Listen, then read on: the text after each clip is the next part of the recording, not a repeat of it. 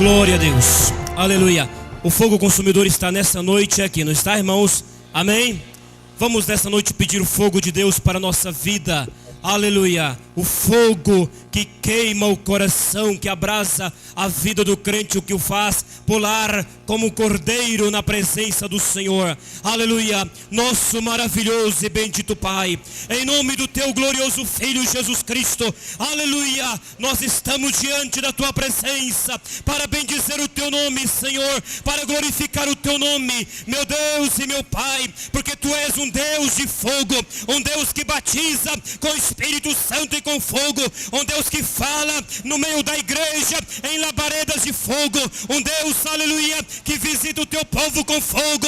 Oh meu Deus, nós te adoramos esta noite, porque tu estás aqui. E agora, meu Senhor, nós queremos te pedir: cerca esta igreja com uma muralha de fogo, meu Senhor, um muro de fogo. E agora, meu Senhor, enche o teu povo do fogo do teu Espírito Santo, esta labareda maravilhosa, esta chama bendita que começou no dia de Pentecostes, meu Deus e meu Pai, em nome de Jesus Cristo, o Filho de Deus, o Nazareno, aleluia. Nós te pedimos, ó Pai, expulsa todo espírito contrário à tua obra, todo espírito maligno agora, em nome de Jesus Cristo, nós te amarramos e ordenamos: saia, em nome de Jesus Cristo.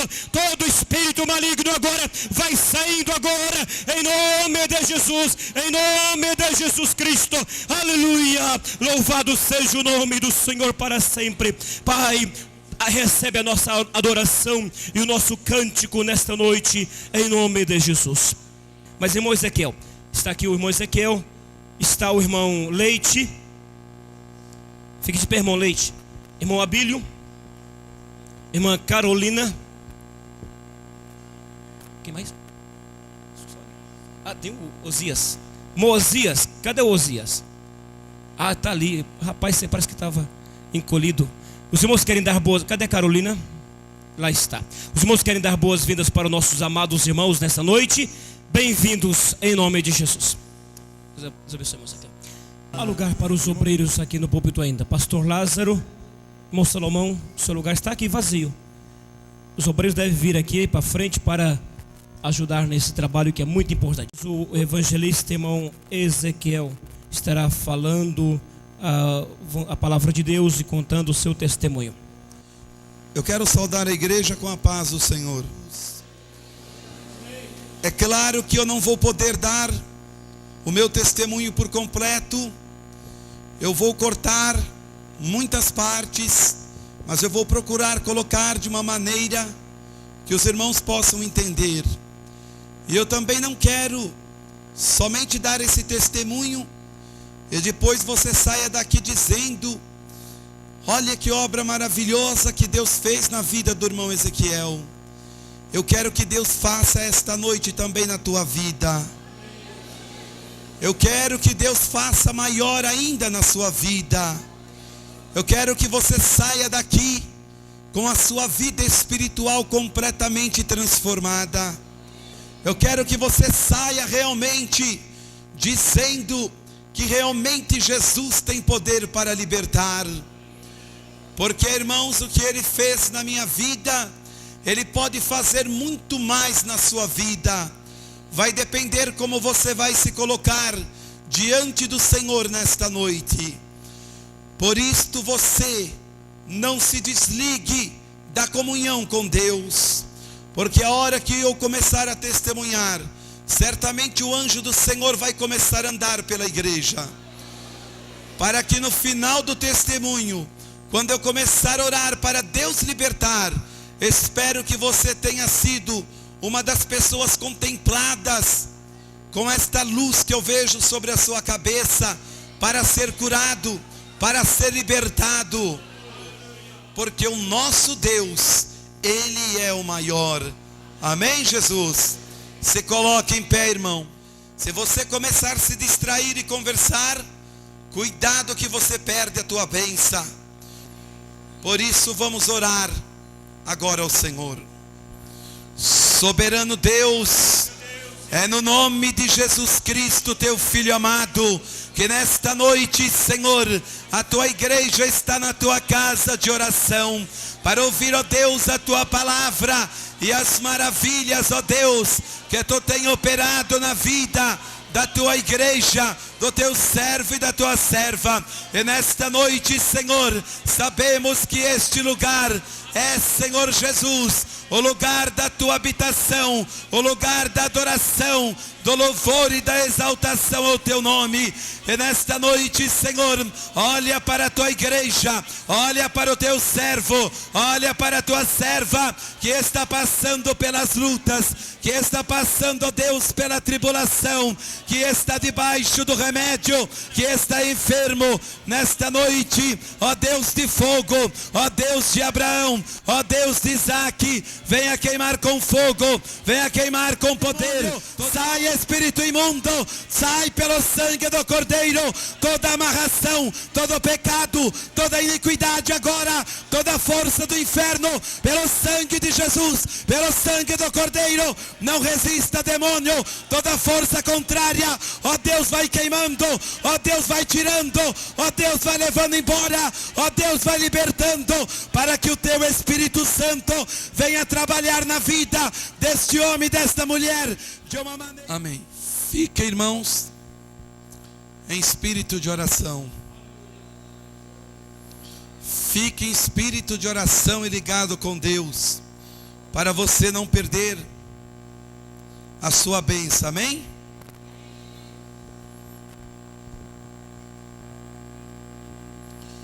Irmãos, eu tive o privilégio de nascer num lar evangélico e desde muito cedo conhecer a palavra de Deus. Mas como todo jovem que nasce num lar evangélico, quando atinge uma certa idade, certas coisas do mundo parece que começa a vir sobre as nossas vidas, e começa também de uma maneira ou de outra aparecer os amigos, e que muitas vezes não são crentes, e às vezes nós julgamos que não tem problema nenhum, e que não há nada de errado, e às vezes nós esquecemos que há pessoas que estão diante de nós sorrindo e conversando, e dá a impressão que é tão feliz quanto você, mas a verdade é uma mentira. Por fora é algo muito bonito, mas lá dentro está tudo estragado, todo o sentimento, toda a vida daquela pessoa. E às vezes esquecemos que a luz jamais vai combinar com as trevas. E não adianta você dizer: ah, eu sou um crente e eu vou me dar muito bem com aquela pessoa que não é crente. Sim, até determinada altura você pode se dar até bem, mas a hora que você começar a entrar e a conviver no meio das pessoas assim, o que vai acontecer? Você tem um modo de vida e aquela pessoa tem outro, e você é capaz de, na sua fraqueza, ser levado, cair, e às vezes quando acorda, você está no fundo de um poço, juntamente com aquela pessoa que você achou que era tão feliz quanto você.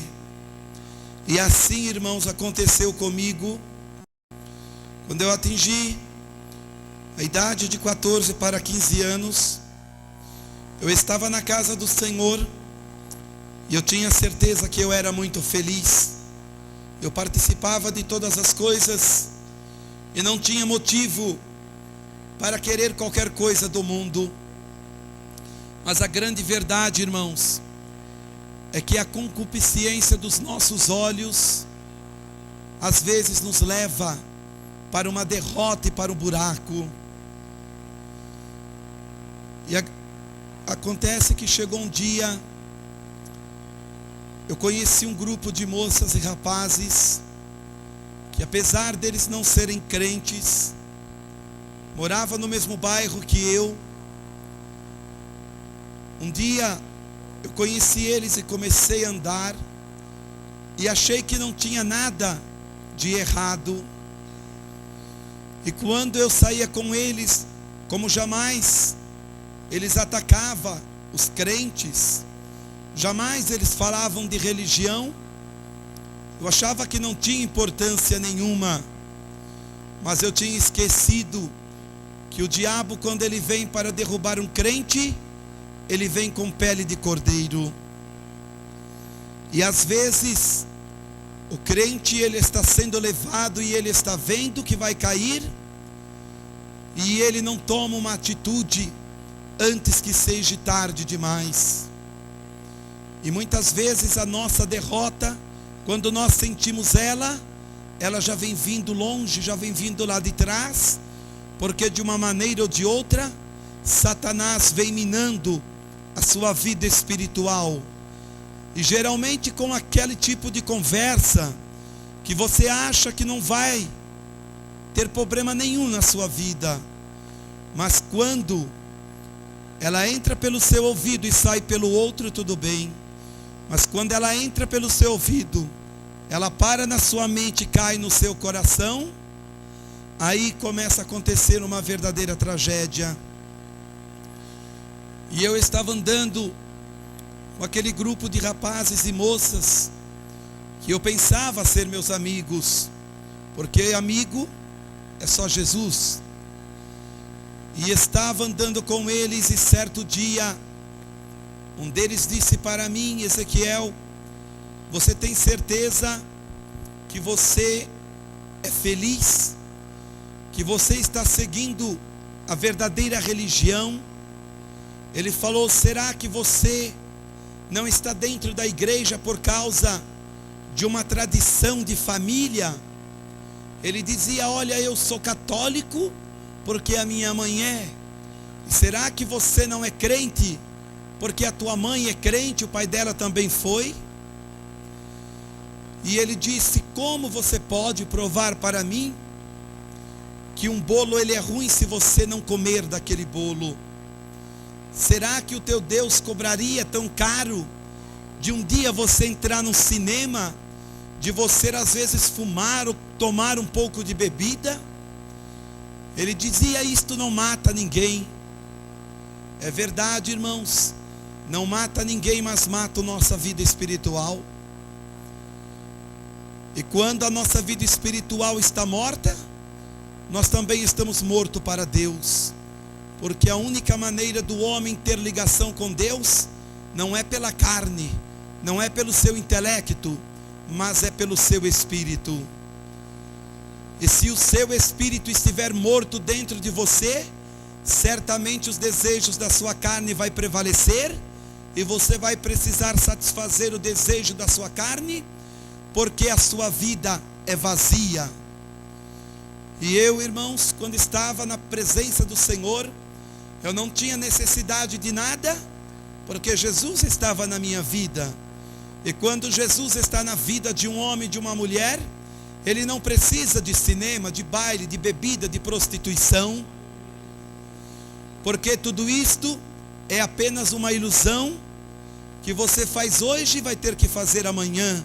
Mas quando você tem Jesus, você deita em paz, você acorda em paz, você senta na mesa com a sua família e tem paz para participar de um banquete. Mas quando um lar não tem Jesus, nós olhamos e vemos, irmãos, que até na hora das refeições acontecem tragédias. E quando aquele rapaz começou a conversar comigo, ali Satanás começou a trabalhar.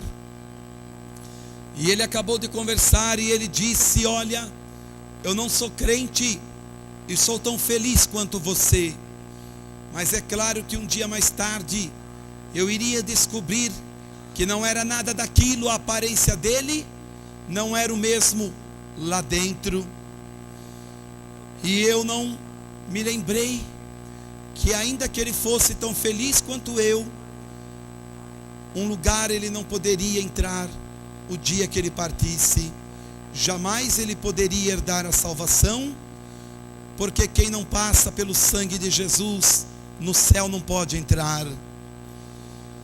E ali, irmãos, eu dei ouvido,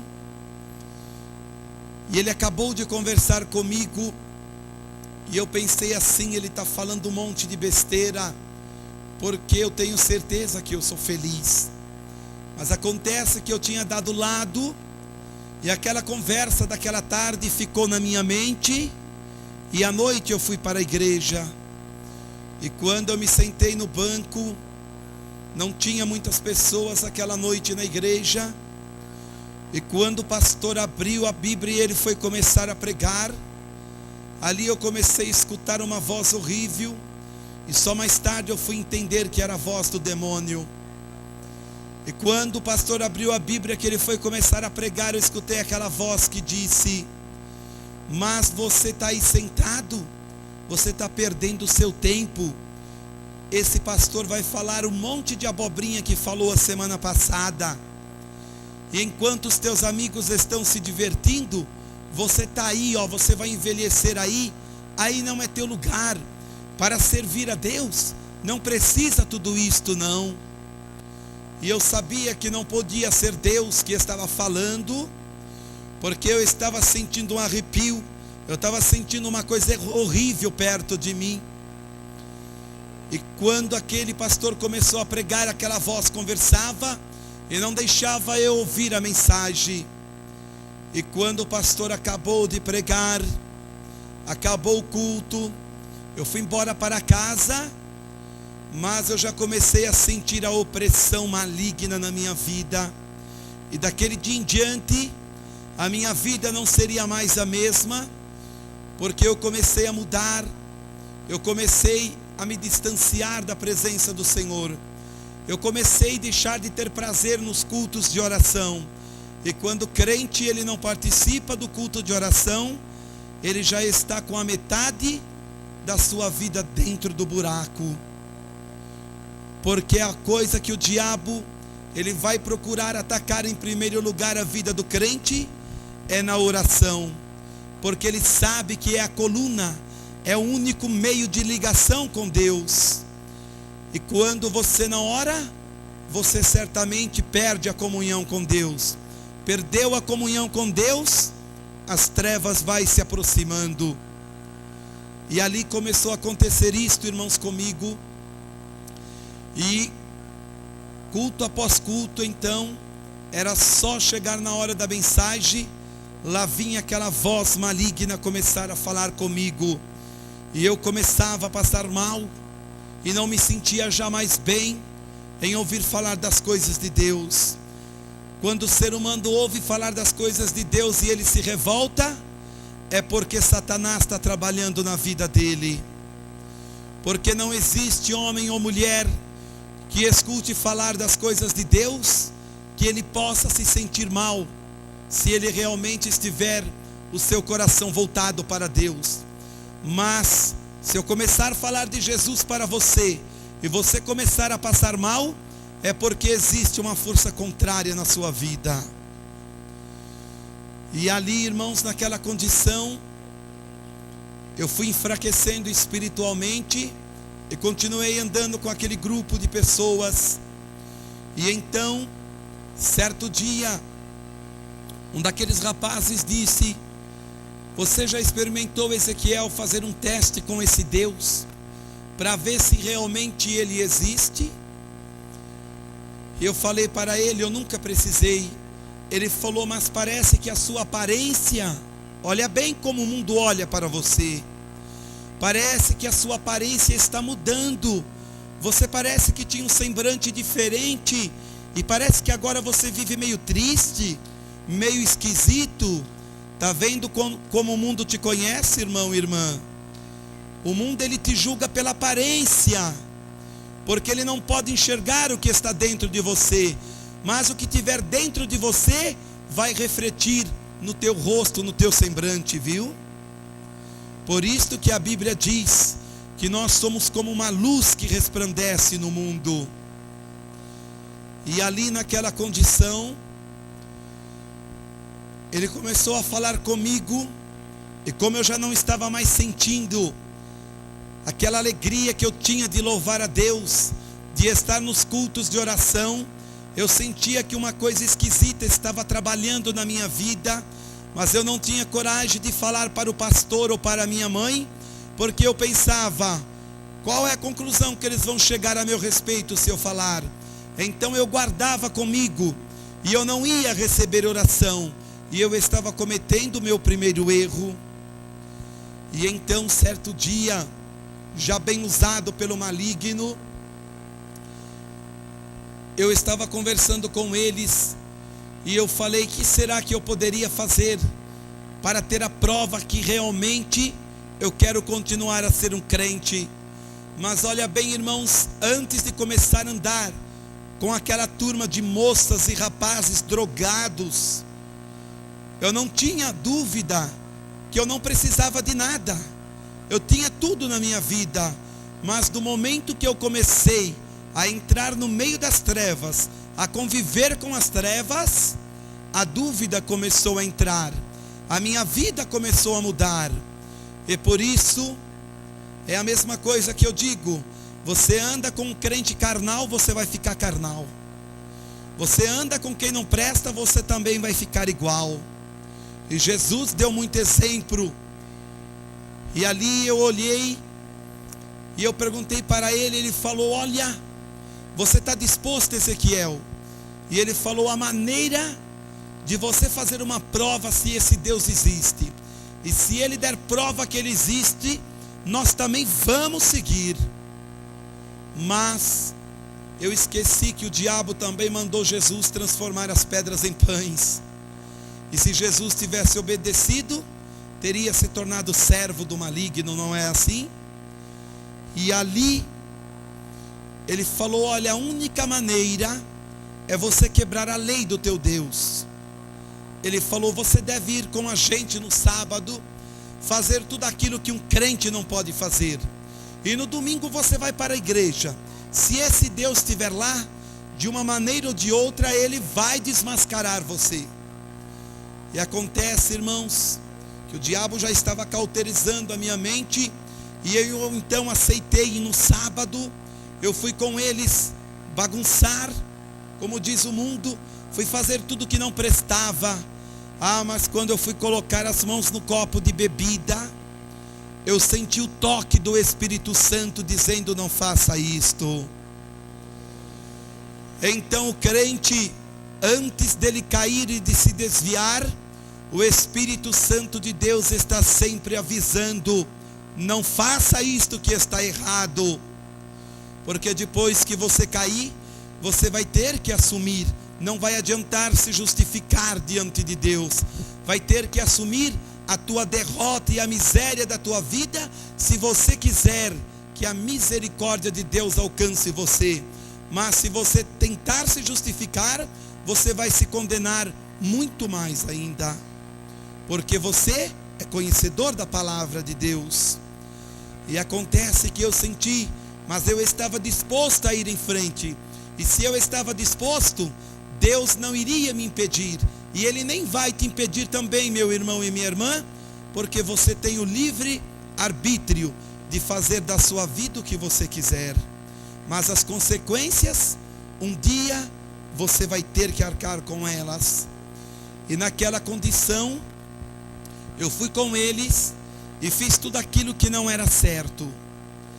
E quando foi no outro dia, no domingo, eu fui para a igreja e fui pensando, se Deus hoje falar algo, eu não vou me esconder, eu vou lá na frente, eu vou assumir e vou dizer o porquê eu fiz tudo isto. Mas acontece que o culto começou, os jovens começaram a cantar, veio o coral e nada acontecia. Aí veio a mensagem e também nada aconteceu. E quando estava na oração final do culto, o maligno disse, eu escutei aquela voz que começou a dizer, está vendo? Você estava com tanto medo, e olha aí, nenhuma acusação veio contra você. Mas o Espírito Santo, irmãos, ele não te acusa. Quem acusa é Satanás. O Espírito de Deus simplesmente ele te avisa, ele te alerta. E ali o demônio disse, está vendo? Não precisa de tudo isto. Agora você pode. Vem um dia ou outro na igreja e vai viver a sua vida. Acabou o culto, eu fui embora, encontrei com aqueles rapazes e disse: realmente não aconteceu nada, Deus não falou nada. E eles falaram: tá vendo? Dali em diante, irmãos, era um dia eu estava na igreja, outro dia no mundo. Como nada acontecia de errado comigo, eu achava que estava tudo muito bem. Eu agradava a minha carne e agradava do outro lado a Deus. Era assim que eu estava pensando, mas eu estava esquecendo que Deus estava dando tempo para mim me arrepender, para mim reconhecer que eu estava errado. E acontece que o diabo, ele foi dando corda às minhas iniquidades, e o meu pecado foi crescendo. E o diabo, ele gosta que o teu pecado vai aumentando. Enquanto o teu pecado é pouco, você julga que não é nada, ele encobre o teu pecado. Sabe por quê? Porque ele sabe que num ataque, dependendo do pecado que você fez, não vai te derrubar. Então ele vai deixar sem te acusar, sem fazer nada. Ele só vai ficar olhando. E Deus também vai ficar olhando. Mas lá dentro, o teu espírito está dizendo: está errado. Mas você vai errando. E o diabo vai deixando. E a hora que o teu pecado estiver numa medida que ele sabe que ele pode te puxar e colocar dentro do buraco, aí então, quando você acordar, é tarde. Então é devagarzinho que começa. É de uma maneira oculta que começa a derrota do crente, viu? E ali, irmãos, naquela condição, eu disse para eles: realmente não aconteceu nada. E ali a minha vida começou a piorar. Mas eu estava com a metade para Deus e a outra metade no mundo. Mas só que aconteceu uma coisa. Eu comecei a notar que eu fui ficando vazio. Eu fui ficando oco por dentro. Eu já não tinha mais prazer e já não podia nem mais ouvir falar de oração na igreja. Eu já não podia mais nem mesmo ouvir falar de louvor. Mas antes eu até chorava quando eu estava louvando a Deus. E agora já não posso mais nem ouvir falar de louvor e de oração, muito menos. Algo está errado. Algo entrou na minha vida. O pecado entrou e começou a fazer um trono. E eu comecei a colocar Jesus para fora da minha vida. E se eu comecei a colocar, ele vai. Porque Jesus é educado demais. E então, ele vai embora, porque ele não vai dividir a tua vida com o pecado. E ali o pecado começou a entrar. E eu fui ficando vazio da presença de Deus. E fui obrigado então a pecar cada vez mais para preencher o vazio. Era bebida, era tudo que não prestava. E um dia, andando com eles, eu comecei a olhar e ver que eles estavam se drogando. E eles precisavam se drogar a cada 3 dias para poder viver num outro mundo, porque eles não queriam encarar a realidade desta vida. E quando eles se drogavam, irmãos, às vezes se trancava num quarto e ficava vendo tantas fantasias que o diabo e a droga colocava na vida deles. Mas acontece que eles não conseguiam com que eu colocasse as mãos nas drogas. Toda vez que eu ia tentar, Deus não permitia que eu colocasse as mãos nas drogas. Só que eu comecei a olhar e comecei a acordar e ver que aquela felicidade que outrora eles mostraram era uma mentira. Eles precisavam de tudo que não prestava para ser feliz. Então era uma felicidade mentirosa. Aí eu comecei a lembrar e disse: realmente, quando eu estava firme com Jesus, eu nunca precisei disto. Aí eu quis voltar. Mas aí, como voltar se eu olhei e estava dentro do poço e o diabo estava em cima querendo colocar uma tampa? Aí, irmãos, que é duro. Aí eu queria voltar e não conseguia mais voltar. É como querendo dizer, Deus dizendo: você não queria? Está aí, você escolheu. Você não deixou eu cuidar mais da tua vida. Olha o que o mundo tem para você. Aí quando eu vi que não tinha mais volta, eu falei, não posso continuar nessa situação. Eu vou esta noite, a última noite para a igreja. Vou me despedir de umas pessoas que eu gosto e ali não vou voltar mais. E aquela noite eu fui para a igreja. Mas quando aquele pastor abriu a Bíblia e começou a pregar, não era o pastor da minha igreja, era um pastor de fora. Ele parou e disse: esta noite tem um jovem que veio para se despedir da casa do Senhor. Ele disse, esse jovem esta tarde pensava consigo, e ele dizia: olha jovem, só Deus tem o poder de conhecer o teu pensamento. E você disse, esta noite eu vou para a casa do Senhor, vou me despedir de algumas pessoas e lá não vou voltar mais, porque a tua condição é uma miséria, jovem. Mas acontece que você veio se despedir e Deus vai aceitar. Você quer o mundo? A porta está aberta.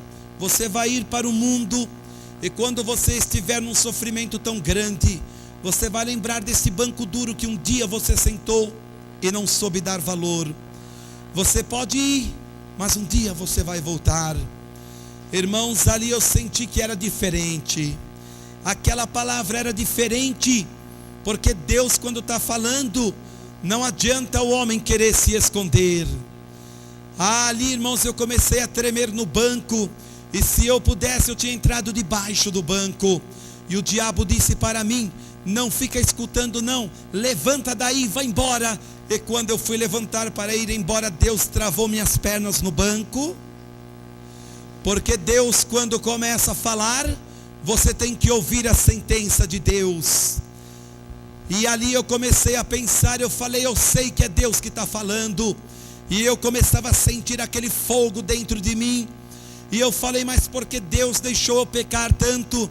E agora na última noite, no último dia, Ele vem e diz para mim. Aí eu não aceitava, aí eu fiquei revoltado. É porque Deus sempre espera a hora, irmãos, que você está bem desapercebido, viu? Quando você está pensando que Deus vai fazer algo, Ele não faz. É a hora que você está bem despercebido, é que Deus vem e faz aquilo que tem que fazer na sua vida. E ali eu estava recebendo a sentença. Acabou o culto, eu fui embora. Mas acontece que aquilo estava na minha mente, estava no meu coração. O diabo dizia, não acredita. Mas como não acreditar, se Deus escreveu aquela profecia dentro do meu coração? Quem é que vai tirar, irmãos? Ninguém tira. E ali eu comecei praticamente a me perder. E minha mãe e meu pai, vendo que não tinha mais jeito, tentando a última alternativa, eles resolveram, para me tirar do meio daquele grupo de pessoas, a mudar para um sítio durante algum tempo, e depois voltariam para São Paulo. E eu iria dizer para os meus pais, eu não vou porque eu não gosto de sítio, não nasci num sítio, não vou parar os meus estudos. Mas o diabo disse para mim, olha, diga para eles que você vai, e quando eles estiverem lá no sítio, você marca um dia, e aí você pega, faz as tuas malas e vem embora, e deixa marcado com um dos teus amigos e vem morar com um deles. E assim, irmãos, eu planejei e deixei, e disse para meus pais que aceitava, e mudamos para o sítio. E quando chegou ali, perto do dia de eu ir embora e fazer minhas malas, eu estava muito contente. Minha mãe pensou que eu tinha me acostumado com aquele lugar, mas era um engano. Eu estava enganando e mentindo para minha mãe e meu pai, mas não estava enganando a Deus. E Deus estava olhando e vendo. Mas quando estava perto de eu ir embora, ali num certo dia, havia uma lagoa, e ali estava, irmãos, umas carpas desovando, e elas estavam nadando muito na flor da água, e eu resolvi fisgar uma delas, e dei para minha mãe fazer. Eu estava com aquele peixe na boca, irmãos, na hora do almoço, quando eu comecei a sentir um mal-estar, e eu achei que não era nada, aquilo veio e foi embora. Aí passou uns 20 minutos, eu fui fazer compra com minha mãe, num sítio ali, a uns 3 quilômetros dali, mais ou menos. E quando, para ir eu fui muito bem, mas na hora que eu estava voltando no meio do caminho, eu comecei a sentir uma moleza. Aí eu comecei a sentir as pernas bambear, já não conseguia firmar meus passos. E com dificuldade eu cheguei em casa, eu pensei, eu vou dormir e amanhã eu acordo melhor. Mas eu estava enganado, ia dormir aquela noite e só iria sair daquela cama depois de quase 4 anos naquela cama. Aquela noite eu dormi, no outro dia quando eu acordei, eu estava pior. Aí eu já estava com uma febre, uma dor insuportável no meu corpo. Me colocaram no carro, me levaram para a cidade. Os médicos começaram a aplicar injeção no meu corpo. E a febre não cedia e aquela dor não ia embora. E eu fiquei em observação e o médico disse, olha, ele está piorando. E a qualquer momento, por causa da febre que está subindo, vai dar uma convulsão cerebral. E o médico pensava que eu estava com uma intoxicação muito grave. Aí me colocaram numa ambulância. E o médico disse, ele vai ir para São Paulo, porque aqui no interior não temos recurso. E quando, irmãos, chegou a noite, eu estava chegando no hospital em São Paulo. E ali me mandaram para a Santa Casa. E ali na Santa Casa, irmãos, eu fiquei 15 dias naquele lugar. Só que naqueles 15 dias que eu fiquei na Santa Casa, começaram a aparecer manchas pelo meu corpo. Aquelas manchas começaram a se multiplicar, começaram a levantar bolhas, e naquelas bolhas foi ficando em carne viva, e aquela carne começava a queimar, ela não fechava, e aquela febre insuportável, ela ia e vinha, e depois de 15 dias, os médicos mandaram chamar minha mãe, e ali havia uma junta médica, e levaram a mim, e levaram a ela, ali naquela sala, e um deles disse para minha mãe, a senhora tem 2 escolhas, ou se despedir do seu filho aqui mesmo, ou acompanhar ele para onde ele vai, e depois lá no quarto, naquele lugar que ele vai ficar, a senhora não poderá entrar mais, porque o seu filho está leproso da cabeça aos pés, e a lepra dele é da pior forma que existe, porque existem 5 formas de lepra, irmãos, e a forma dele, aonde ele encosta, está contaminando tudo, e ele vai chegar lá, e ele vai para o isolamento total, e ele vai fazer daquele lugar a morada dele. Falou, é numa fazenda praticamente. E ali, irmãos, a minha mãe começou a chorar já ali, e ela resolveu me acompanhar, e eu ali não tive reação quase nenhuma. Eu estava chorando e na verdade nem sabia o porquê estava chorando. E quando, depois de algumas horas, eu estava entrando num lugar, irmãos, praticamente com muros, cercas de arame muito alto, era praticamente uma fazenda, e lá no meio havia 2 hospitais, se é que poderia chamar de hospital aquilo. Havia um da lepra, outro do fogo selvagem.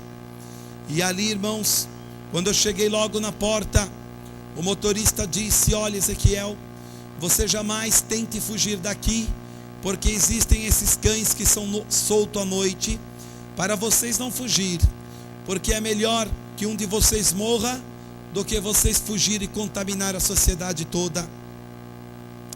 E quando eu estava ali na porta, veio um médico me receber, irmãos, e o médico disse para minha mãe, a senhora pode se despedir do seu filho aqui mesmo. E quem diz, depois de tirar a minha mãe dali, ali eu comecei a chorar, ela também, mas eu comecei a chorar, eu não sabia se chorava porque não iria ver mais a minha mãe, ou se porque eu iria entrar naquele lugar e não iria sair mais. E quando eu comecei a caminhar por aquele corredor, irmãos, quando eu comecei a caminhar por aquele corredor, não é luzes como esta que o leproso não podia ter, era uma luz bem fraquinha, bem escura, vermelha, por causa das drogas que o leproso toma, poderia prejudicar as suas vistas. E quando eu comecei a andar por aquele corredor, o médico disse, olha, Ezequiel, não olha para os quartos, não olha para os quartos, Mas acontece que eu comecei a olhar, irmãos.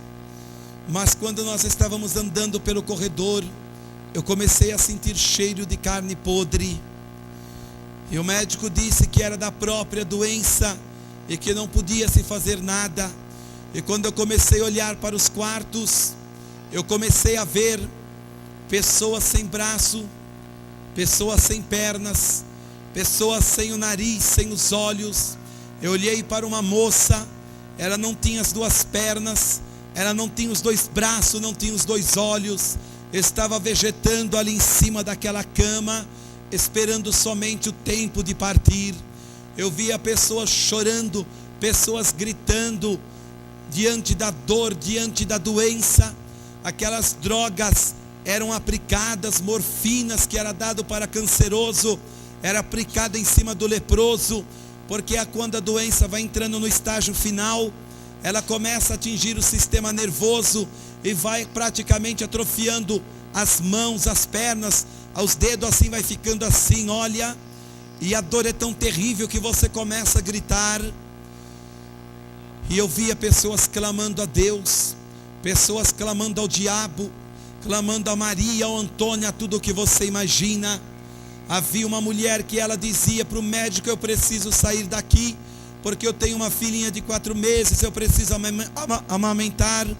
E o médico dizia: cala sua boca, porque a sua filha já está com outra pessoa.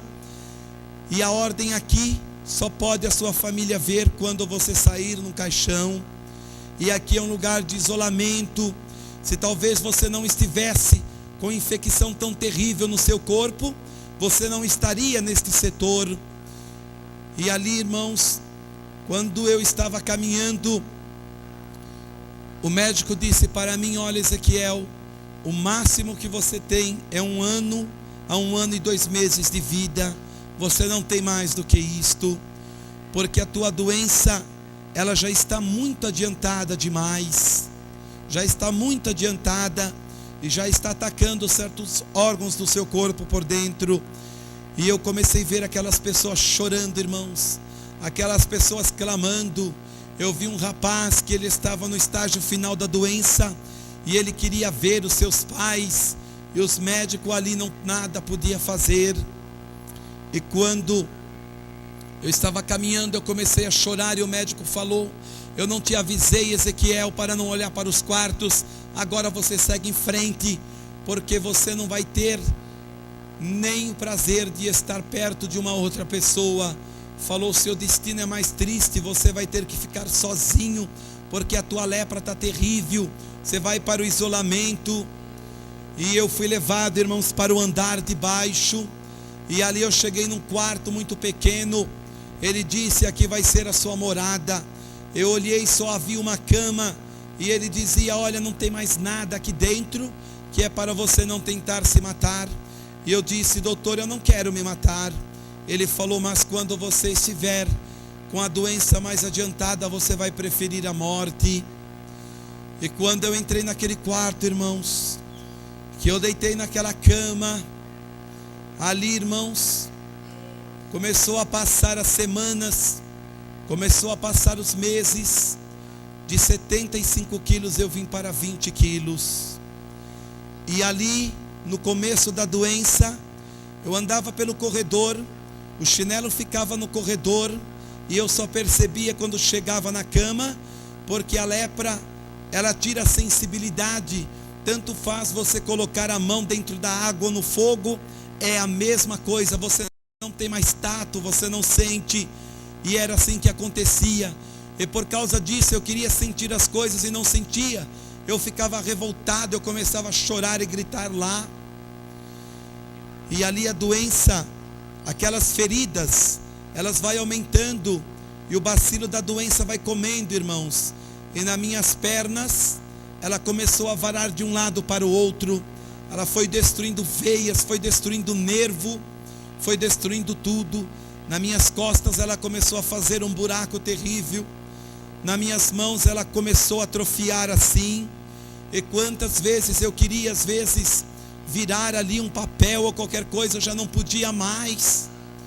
E às vezes eu me curvava para a parede, eu chorava dia e noite naquele lugar, porque na verdade eu não queria morrer.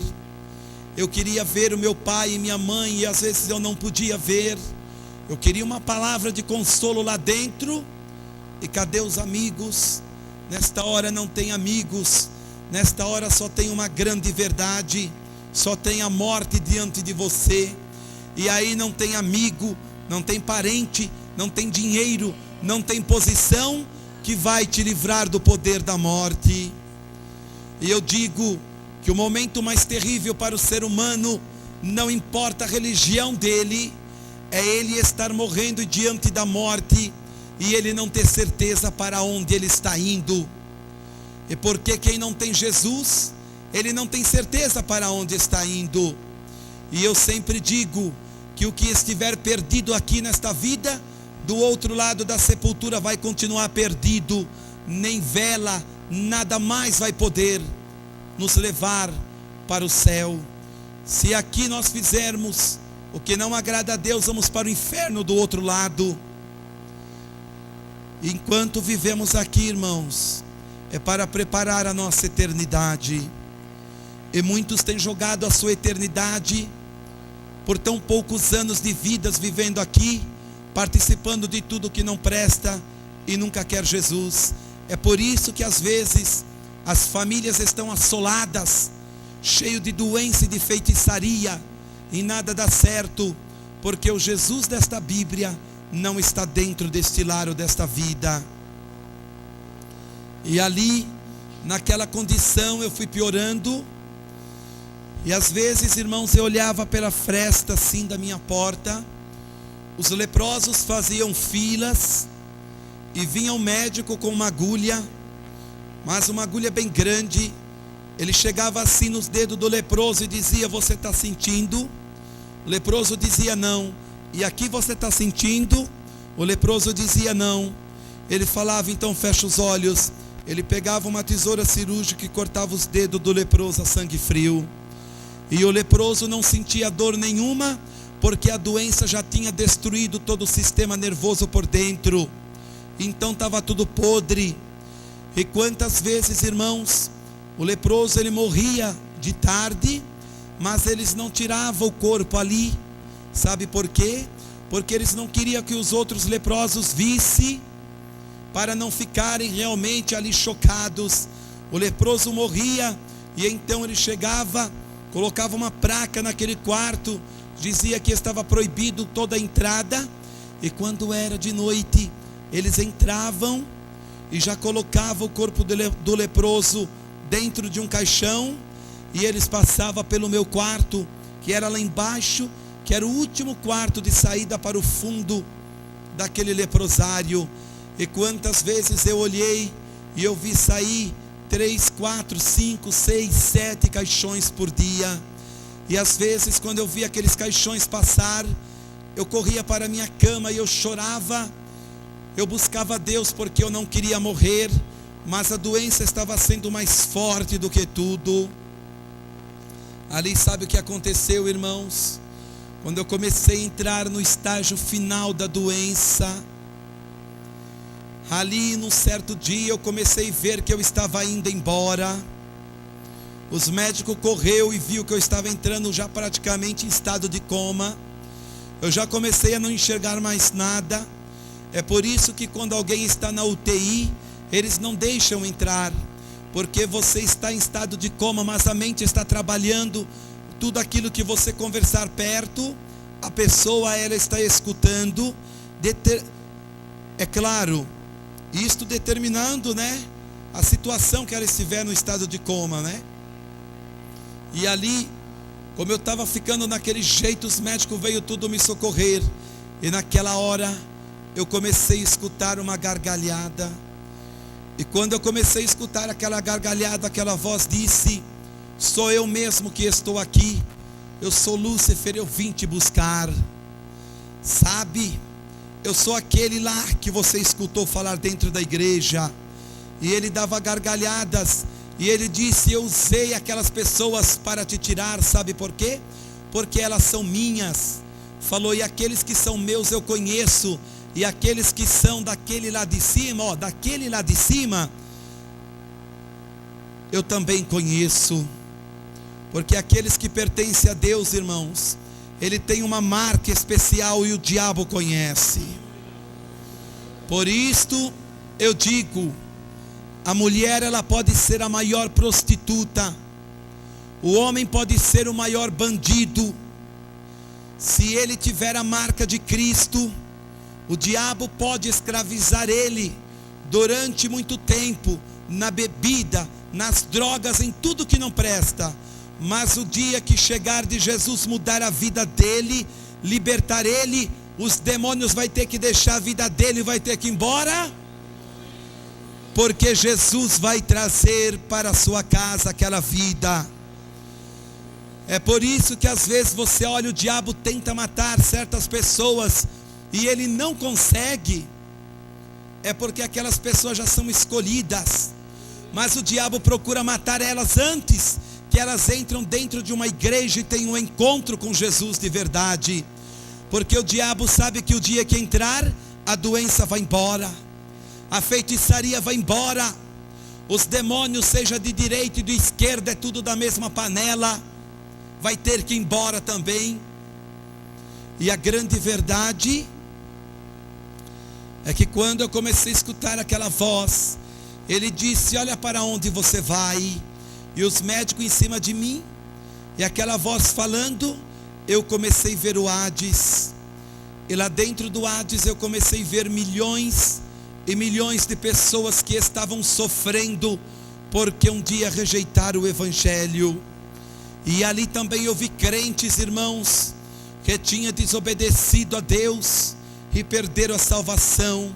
Eu vi ali pastores, eu vi ali filhos e filhas de pastores.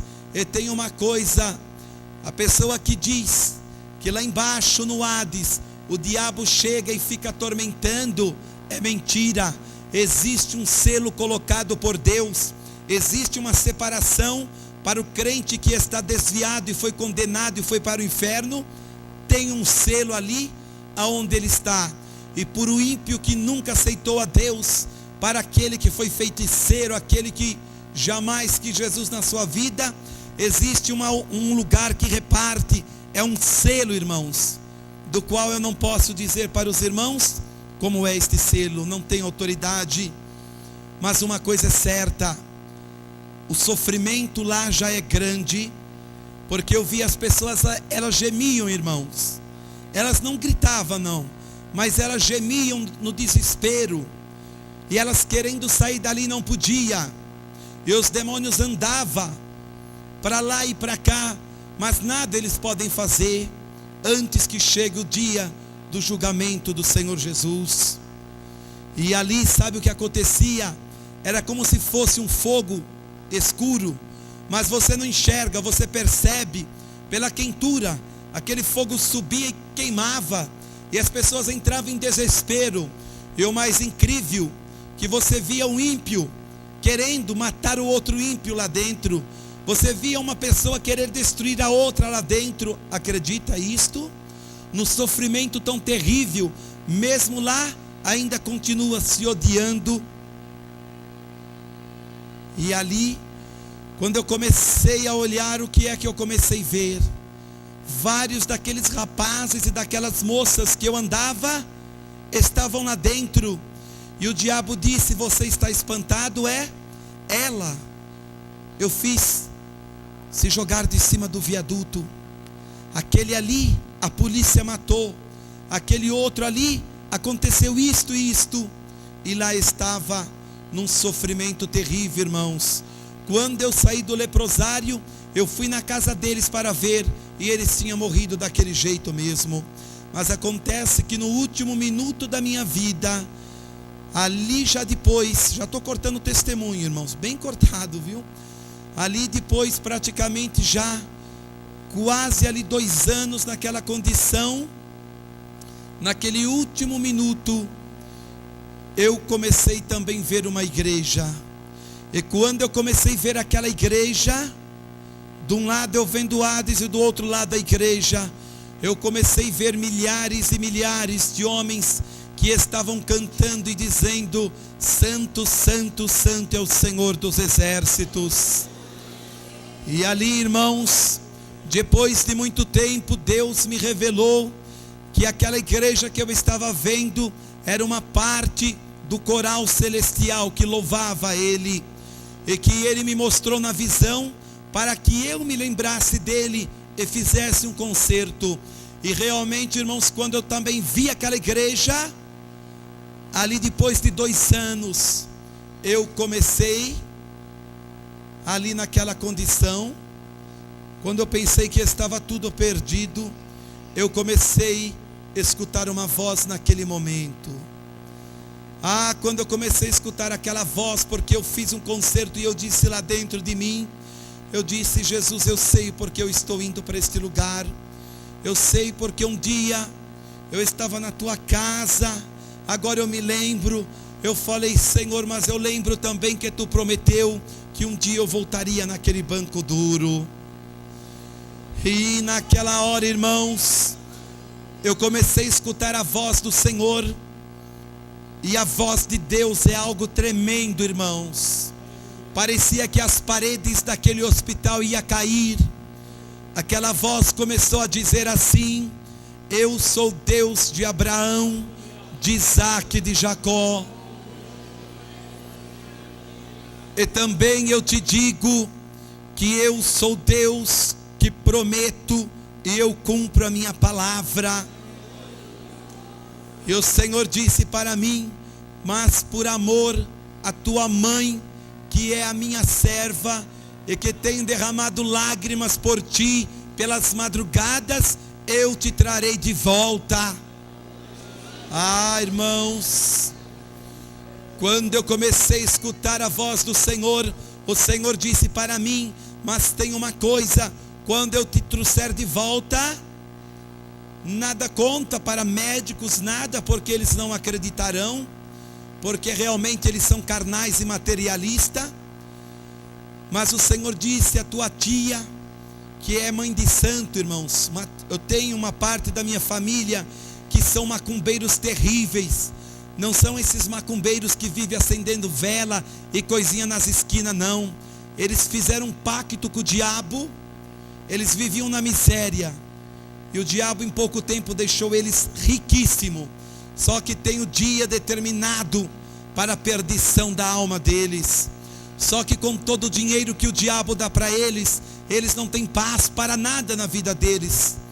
E eles, o que constava para eles é dinheiro. Quantas vezes, irmãos, eles foram para cachoeiras fazer trabalho e deixou pessoas loucas e foram parar no manicômio. Quantas vezes alguém entrava no caminho deles, eles faziam trabalho de feitiçaria, de magia negra. Não se acendia vela, não. Somente com o nome da pessoa, eles moldavam um boneco, e lá dentro do boneco era colocado o nome da pessoa, costurado, e ali eles iam à meia-noite em ponto encontrar-se com Lúcifer. Não era com enxucaveira, não era com tranca-rua, não era com caboclo, não. Era direto com Lúcifer, porque eles tinham um pacto de sangue com ele. E quando eles pediam, irmãos, que eles começavam a enfincar aquelas agulhas, estivesse do outro lado do mundo, aquela pessoa, ela começava a desmoronar com dores horríveis, ia parar numa cama, ia para o hospital.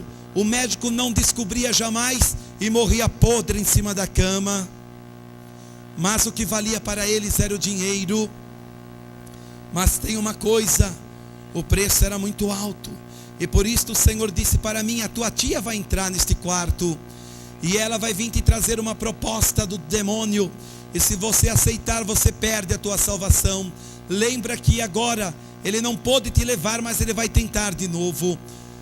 E o Senhor disse: mas ele não vai ultrapassar além do que eu permito, porque o meu anjo estará contigo.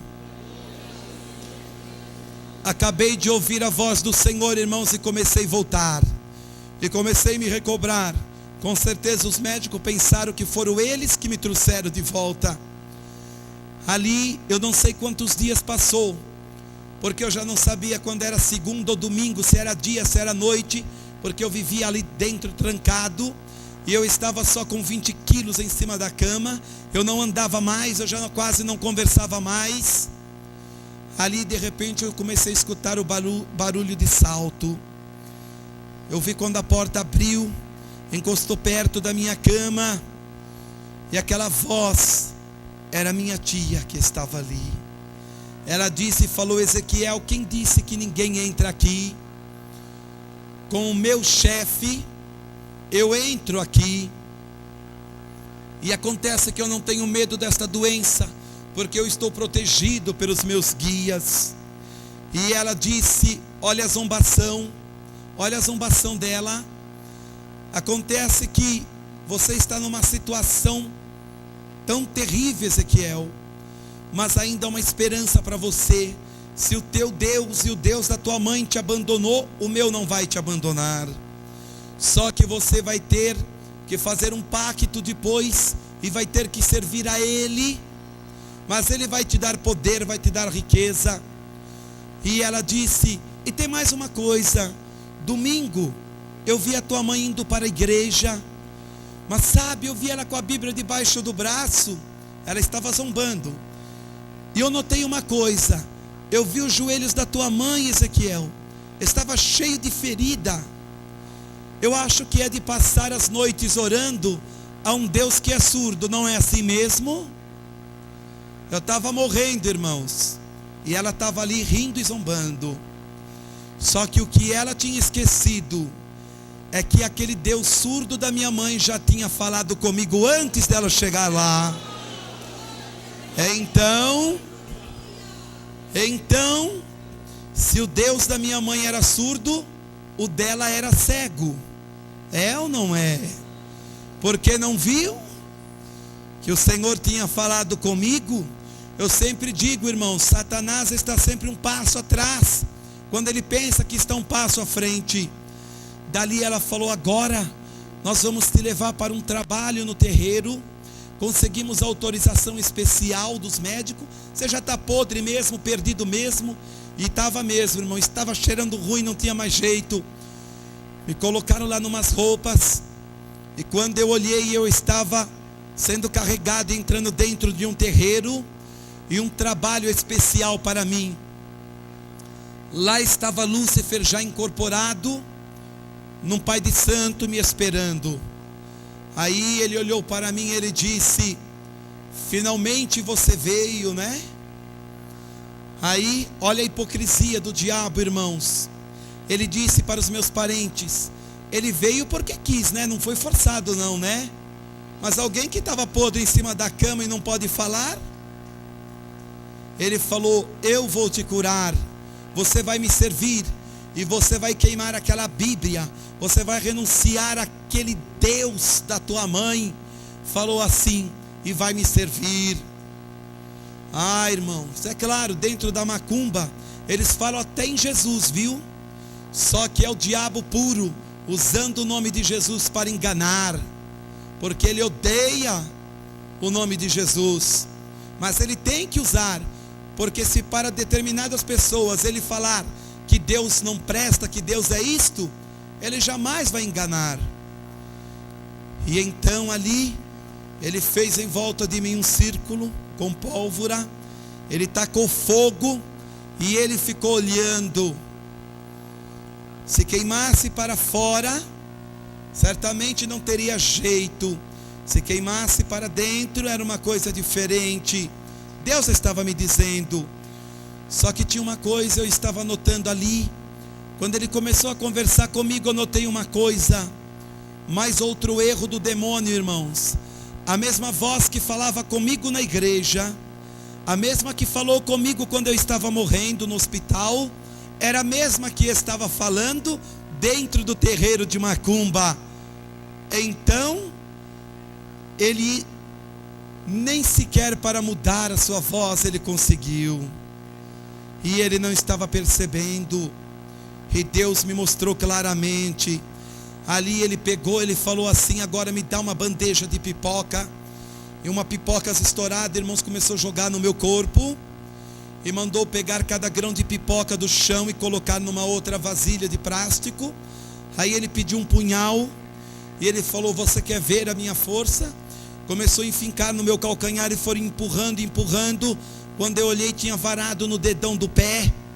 E ele falou: tá vendo, você não sentiu dor e não saiu sangue dos seus pés. Mas quando ele falou: eu fico nervoso, olha o que acontece. Ele puxou. Quando ele puxou, aquele sangue começou a sair. Aí ele disse: pega o sangue dele, agora pega velas assim, agora pega este punhal, e eu quero vocês 9 horas da noite no cemitério da Vila Formosa, que os irmãos sabem que é o maior cemitério da América Latina, lá em São Paulo. É um cemitério tremendo. Falou: eu quero vocês no cruzeiro. E lá, irmãos, no centro daquele cemitério, o cruzeiro é uma cruz com quase 20 metros de altura. Por isso que a Bíblia diz que quem carrega a cruz na parede ou no pescoço está carregando maldição na sua vida, porque Jesus carregou tudo que não prestava na cruz. Então eu sempre digo que é melhor carregar o Jesus que morreu na cruz e está vivo lá dentro de nós, do que colocar um Cristo crucificado com mais de 1 quilo aqui no pescoço, como eu vi aquele pai de santo fazer. E ali, irmãos, o demônio gosta demais da cruz, sabia? Mas o poder da cruz ele odeia. Mas só quem tem o poder da cruz é Jesus. E esse Jesus, ele está aqui esta noite. Por isto, eu ficava olhando. Ele disse: olha, se os portões estiver fechado, eu vou abrir. Por isso, irmãos, portão de cemitério pode estar com o cadeado que for. Quando eles vão entrar, eles pedem licença para o enxucaveira que comanda o cemitério. E quando eles pedem licença, se tiver fechado, você só escuta aquele barulho nos cadeados. É plaque daqui, plaque de lá, e o cadeado cai e o portão abre. E ali, irmãos, foram direto para o cruzeiro, uma cruz de 20 metros de altura. Começaram a fazer o trabalho. E ali acenderam algumas velas em volta daquela bandeja de pipoca, e enfincaram o punhal no meio. E Lúcifer disse para eles que iria descer naquele lugar, e era para todos saírem de costas e ninguém olhar, porque senão pagaria com a vida. Mas eu disse lá dentro de mim, eu falei: Jesus, a minha vida está nas tuas mãos, e se foi tu que falou comigo no hospital mesmo, eu vou olhar para trás, aconteça o que acontecer, porque eu não pedi para estar aqui, eu não pertenço a este lugar. Mas eu não podia falar, irmãos, só falando dentro de mim. E olha como Deus é poderoso para saber o que você pensa. Ah, irmãos, eu quero ver se o diabo, eu quero ver se enxucaveira, tranca-rua, tem o poder de saber o que pensa. Não, ele tem o poder de imitar o teu pai que morreu, tua mãe que morreu, teu avô, tudo.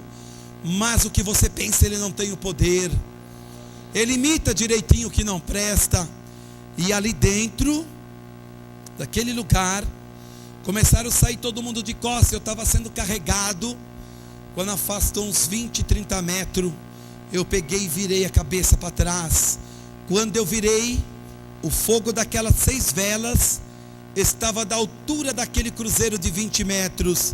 E é impossível um fogo de 6 velas fazer um fogaréu de 20 metros de altura. E no meio daquele fogo, então eu vi Lúcifer descer. Irmãos, ele começou a descer com as asas abertas.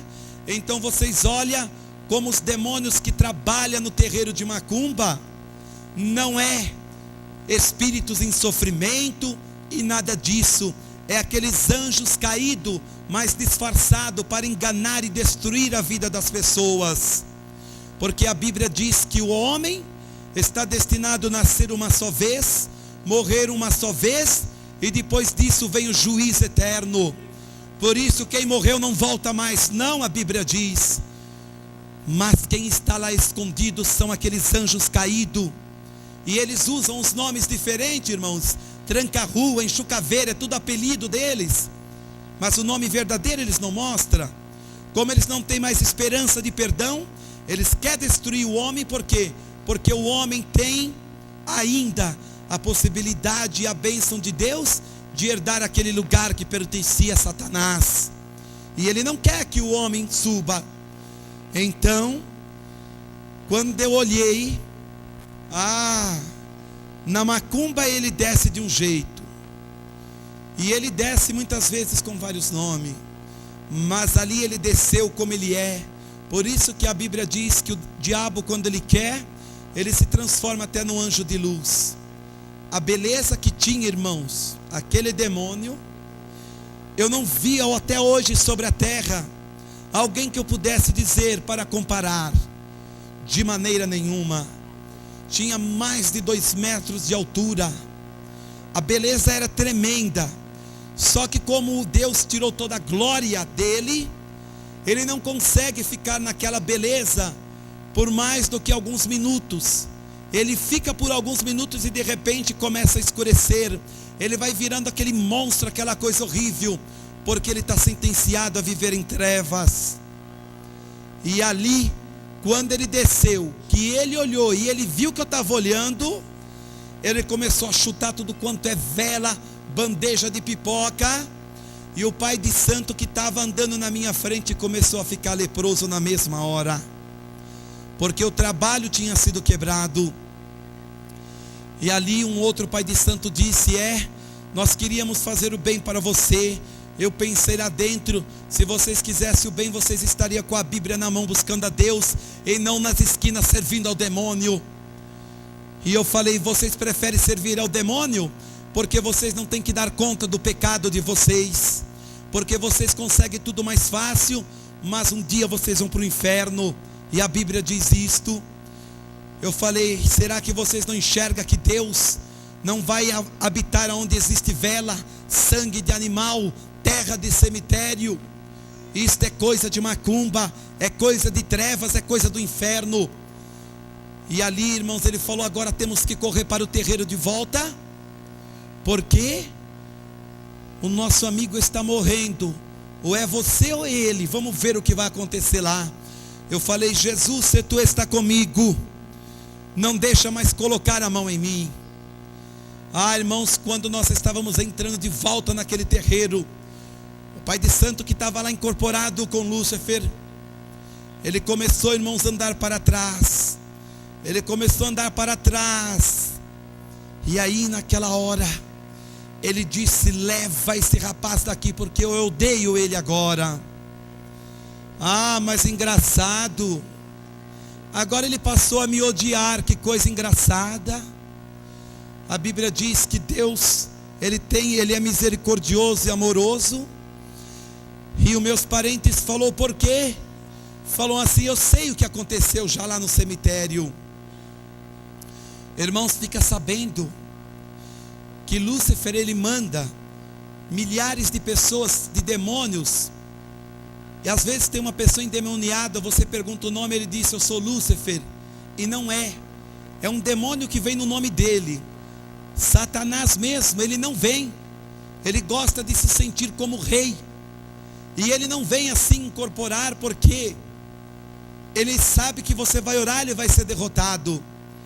E é fácil saber quando é Lúcifer, quando não é os Exu, quando não é esses demônios. Ele vem, ele incorpora numa pessoa, irmãos, e ele só vem num caso quando ele está perdendo às vezes um pai de santo para o evangelho.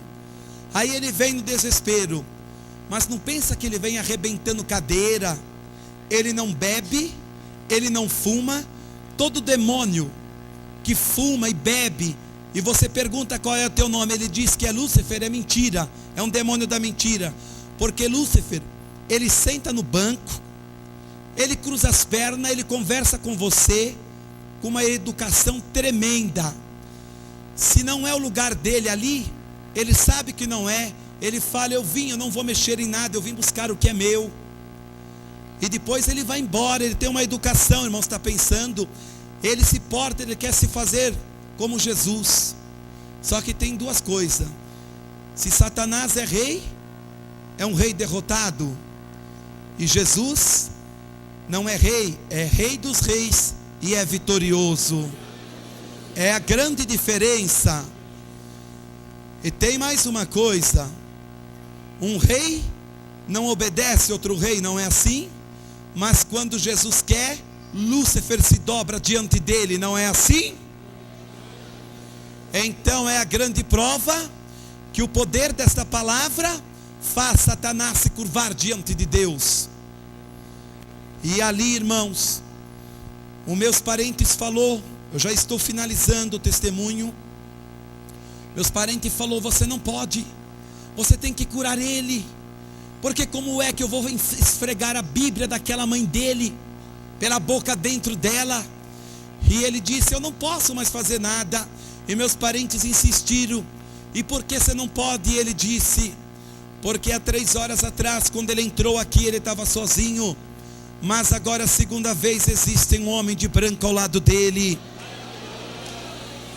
Falou assim: e existe um muro de fogo que está queimando em volta dele. Ah, existe. Mas que coisa, irmãos. Jesus, quando ele quer, ele entra dentro do terreiro, ele entra no inferno, e ele vai resgatar aquele que pertence a ele. É aí que está. E eu quero ver qual é o demônio que vai impedir. Mas ali eu vi ele dizendo aquilo, e o anjo estava do meu lado me guardando. Meus parentes me pegaram e me levaram para o leprosário e disseram: só que agora você vai ter o inferno contra você. Você agora não pode viver, porque você viu nosso chefe como ele é. E acontece que nós vamos fazer um trabalho terrível. E fizeram, irmãos. Depois de alguns dias, eu estava deitado naquele leito sofrendo ainda. Eu comecei a sentir cheiro de vela, de sangue, e comecei a ter uma visão. Eu vi o cemitério que eu tinha ido, e eu vi o cemitério que eu tinha ido, irmãos. E daquela forma ali que eu estava, naquela condição que eu estava ali, eu vi os meus parentes. Eu vi os meus parentes cantando e dançando em volta de uma sepultura. E os meus parentes estavam cantando e dançando em volta de uma sepultura. E a sepultura estava vazio. Estava vazio aquela sepultura. E sabe o que aconteceu? Eu comecei ali a ver aquilo. E naquela hora eu comecei a chorar. Eu comecei a chorar, e quando eu comecei a chorar, pela segunda vez eu ouvi a voz do Senhor. E o Senhor dizia assim: isto eu estou te mostrando. Aqueles pais de santo estão no cemitério, e está vindo contra ti agora uma obra de magia negra. Mas o meu anjo já está no caminho destruindo. E naquela sepultura você não vai descer. Naquela sepultura você não vai descer. Só que eu disse, lá dentro de mim não podia falar. Eu falei: Jesus, só que eu não quero mais viver. Eu só quero a salvação. Eu não aguento mais o sofrimento. Eu não aguento mais tudo isto. Eu só quero a salvação e me recolhe. Mas o Senhor voltou e disse para mim: por que me pedes isto? Se esta semana eu vou te tirar daqui. Naquela semana, irmãos, naquela semana, o Senhor enviou um presbítero, a esposa dele, e entrou ali, enviou ali, naquele lugar. Quando Deus quer, os servos dele também entram em qualquer lugar. Eles entraram e falou: irmão Ezequiel, você não nos conhece, mas o Senhor te mostrou num sonho para minha esposa, e mandou te procurar, e nós não te achávamos, e fomos em vários lugares, mas o Senhor disse: vai em tal lugar assim, assim, e ele estará lá. E nós chegamos aqui hoje, e é você que estamos procurando. Eles colocaram as mãos e oraram, e foram embora. É a mão, irmãos, de um homem de Deus quando está ungido, é coisa tremenda. Ah, irmãos, é coisa tremenda. Ah, quando acabou de orar e for embora, me perdoe a expressão, mas é a verdade, começou a me dar vontade de vomitar. E eu falei, vomitar o quê? E comecei a vomitar sangue podre. Quando eu acabei de vomitar, tinha vomitado quase 5 litros de sangue. E ali eu fiquei de uma tal maneira que os médicos pensaram que eu tinha ido. Mas daqui um pouco eu comecei a me mexer. E quando for, irmãos, ali fazer exames de mim, na mesma hora, porque não se conformava que eu tinha colocado tanto sangue para fora, e eu comecei a voltar. E eles foram me examinar. Eu estava com outros 5 litros de sangue limpinho dentro do meu corpo. Eu quero dizer que aqueles médicos começaram a ver Deus fazer um milagre diante dos olhos deles. Ah, irmãos, se esses médicos, eles se curvassem diante de Deus e falassem, ó Deus, nos dá direção para acharmos a cura para o câncer, para a AIDS e para tanta doença que assola a humanidade, eles já teriam encontrado. O erro dos médicos é que eles querem o lugar de Deus, eles querem ser semideuses, e no fim não conseguem fazer nada. Ah, mas se a ciência andasse junto com esta palavra, o mundo seria diferente. E naquela condição, ali eu comecei a me recuperar. Os médicos em cima de mim não se conformavam. Depois de alguns meses, eu estava ganhando pela primeira vez a oportunidade de passar 10 dias em casa. E quando eu fui para minha casa, no primeiro dia, irmãos, o Senhor disse para mim, vai entrar um rapaz por esta porta, vai entrar um rapaz por esta porta e vai te convidar amanhã, vai te convidar sábado, para ir dar o testemunho do que eu fiz na tua vida, na igreja dele vai.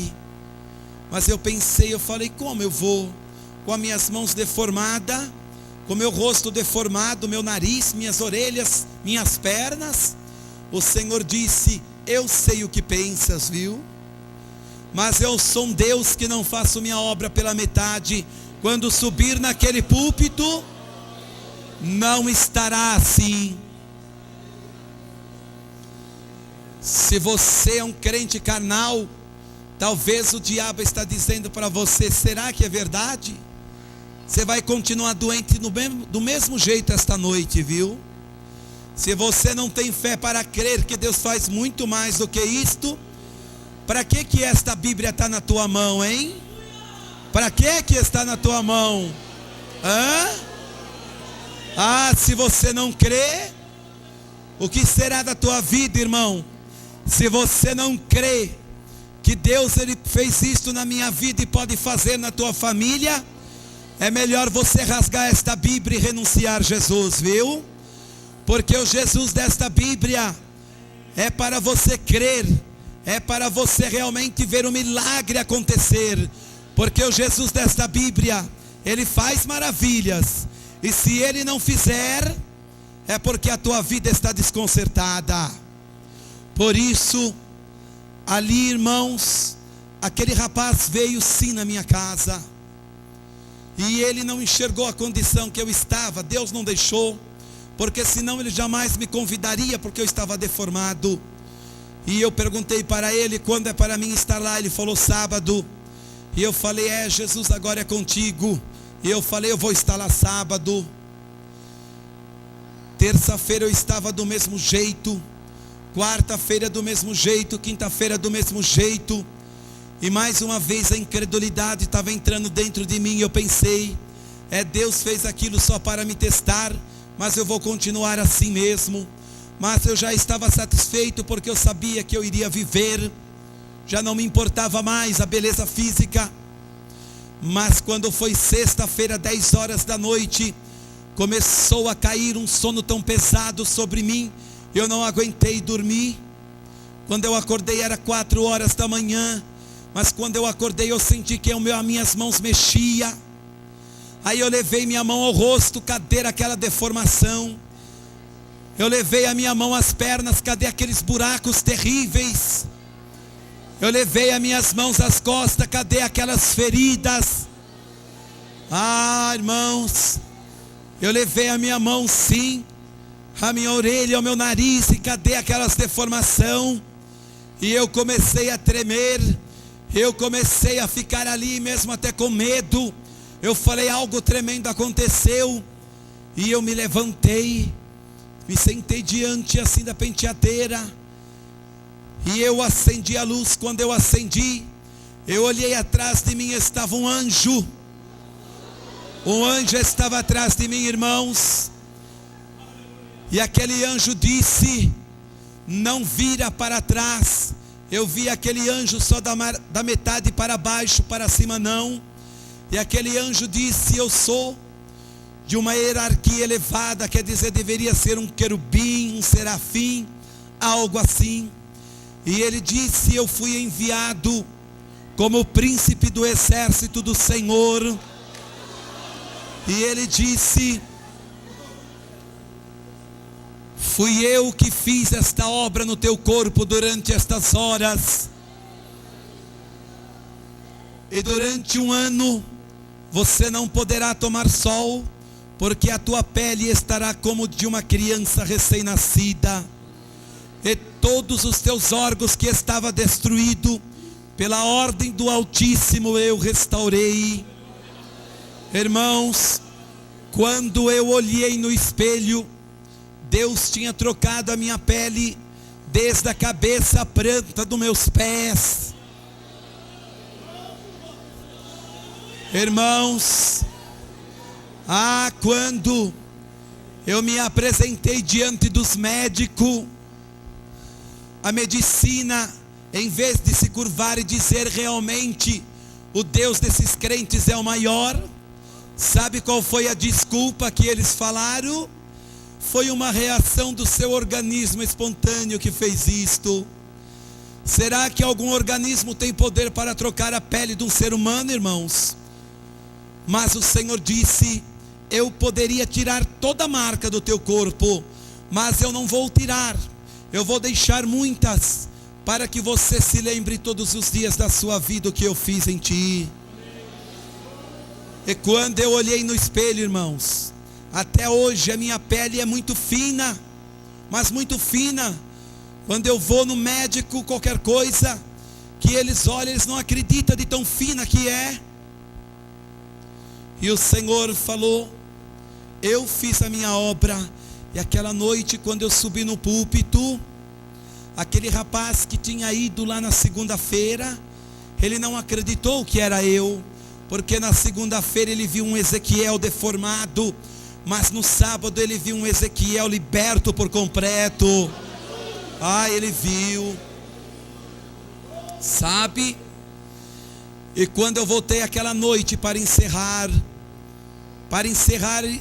e vou fazer uma oração para Jesus libertar a sua enfermidade, o Senhor falou, não vai dormir, se dobra diante da tua cama, porque agora tu vais ouvir a minha voz. O Senhor falou, está vendo esta bola de fogo em cima de você? Eu estou dentro dela. Você vai ouvir a minha voz como tem ouvido. E você de joelhos dobrados, você vai responder com teus lábios. Mas se a resposta não sair de dentro do teu coração, você voltará para aquele lugar novamente. Aí é hora, irmãos, de você começar a descer. Aí é hora de você começar a virar borracha, sabe? Você não tem mais osso, não tem nada. Você não quer saber se você está se dobrando no barro, se a tua boca está entrando no meio do barro, porque é Deus que está falando, é o dono da vida. E o Senhor disse para mim, olha diante de ti. Eu olhei e eu vi uma palavra aberta, era a Bíblia, estava aberta. Aí o Senhor falou, está vendo esta palavra? Eu disse que passa os céus e a terra, mas esta palavra diante de ti não passa. O Senhor falou, eu sou mesmo Deus, que eu abri os olhos do cego e levantei paralíticos e continuo mesmo. O Senhor falou, meu povo sim está mudando, mas eu sou um Deus que em mim não há sombra de variação. Eu não sou um Deus que volto para trás, e o que eu disse está dito, e eu sou um Deus que não me arrependo daquilo que dou para o meu povo. Mas o meu povo me pede tanto e não me dá nada em troca. Só dá a murmuração, só dá a reclamação, e muitas vezes querem, mas não querem renunciar ao pecado. E o Senhor falou agora, me responda, você não queria o mundo, o que foi que o mundo te deu? Você brincou com o meu nome, o que é que aconteceu ao brincar com o meu nome? O Senhor falou, esta palavra que está diante de ti, foi colocado na balança e em falta você foi achado. E o Senhor falou, você não viu dezenas de leprosos morrer ali? Sabe por que morreram? Porque não existia uma mãe e um povo que estava clamando a mim por eles, mas as suas mães e os seus pais estavam clamando nos terreiros de macumba e nas esquinas e diante da idolatria, por deuses que não podem responder. Por isso vão morrer, porque eles não querem a mim, eles querem a idolatria, eles querem ao Deus que não pode acusar dos seus pecados, que não pode mostrar a sua miséria, que não pode dizer o porquê está assim. Sabia disto? E o que acontece, irmãos? Fica em pé, igreja, fica todos em pé. Sabe o que acontece também nesta cidade de Brasília? O que está acontecendo aqui neste lugar é uma guerra espiritual tão grande aqui. E sabe o que está acontecendo? Crentes não falta. O que está faltando é o poder de Deus na vida de muitos crentes. Sabe, o que está faltando é o poder de Deus na vida de muitos deputados que carregam o nome de crentes, mas no entanto são mais feiticeiros do que aqueles que estão no terreiro de macumba. Sabe por que as decisões econômicas deste governo em Brasília dá tudo errado? Porque para abrir as portas para um pastor pregar é a coisa mais difícil, mas para ir no Vale do Amanhecer, para trazer macumbeiros da Bahia, as portas daquele congresso estão abertas, e as portas ali daquele tribunal de justiça e daqueles ministérios estão abertas. E a verdade, sabe o que é? Você chega naqueles gabinetes, cadê uma Bíblia aberta? Mas aí você vê a marca da nova era em tudo quanto é lugar.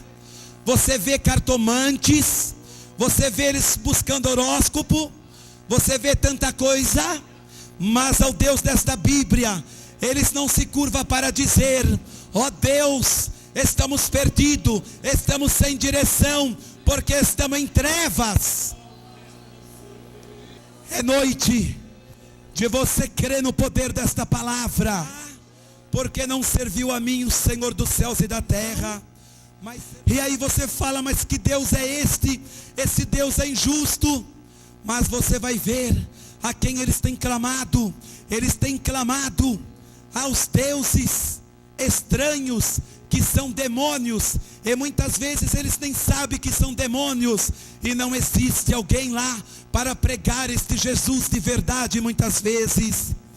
E aí vem a miséria, vem a fome e vem a desgraça, porque esta palavra é que purifica e santifica o nome do Deus Altíssimo. Amém? Eu quero pedir, pastor, me perdoa pelo horário que passou, mas não tinha jeito, irmãos. Amém? Pastor agora vai orar. Senhor Jesus, Estamos diante da tua gloriosa presença nesta hora. Agradecido, Senhor, pela grande e maravilhosa obra que fizestes. E eu peço a ti, Senhor, agora, meu Deus, completa a obra na vida dessas pessoas, dando, Senhor, aleluia, salvação para as suas almas, o perdão para os seus pecados, a libertação do vício, a libertação da idolatria, a libertação de toda obra maligna. Aleluia, glória a Jesus. Em nome de Jesus Cristo. Amém. Saúdo a amada igreja com a paz do Senhor. Nós louvamos a Deus por tudo quanto Ele tem feito nessa noite. Quantos irmãos podem glorificar a Deus nessa noite? Graças a Deus. E fomos muito edificados nessa noite. Creio que Deus falou com cada um de nós aqui, né? Nós queremos agradecer em nome de Jesus todos os irmãos que aqui estiveram, de outras congregações, de outras igrejas, que o Senhor recompense. E queremos também agradecer o irmão evangelista, irmão Ezequiel, que Deus abençoe sua equipe, né? Que o Senhor abençoe e recompense. Vamos então ficarmos de pé e orar a Deus. Soberano Deus, eterno Pai, graças te damos nesta hora pela tua bondade, pela tua misericórdia, por tudo quanto o Senhor tem realizado aqui no nosso meio nesta noite. Te damos graças, Senhor, por tudo. Ó Deus vivo, a obra é tua, tu és maravilhoso, tu és poderoso. Toda honra e toda glória seja dada a ti, meu Senhor. Senhor, leva-nos em paz nesta noite para os nossos lares e nos ajuda em nome de Jesus. Amém. Que a graça do Senhor e Salvador Jesus Cristo, o amor de Deus nosso Pai, a comunhão consoladora do Espírito Santo seja com todos, hoje e para sempre. Amém. A vitória é nossa pelo sangue de Jesus. Diga para o seu irmão aí.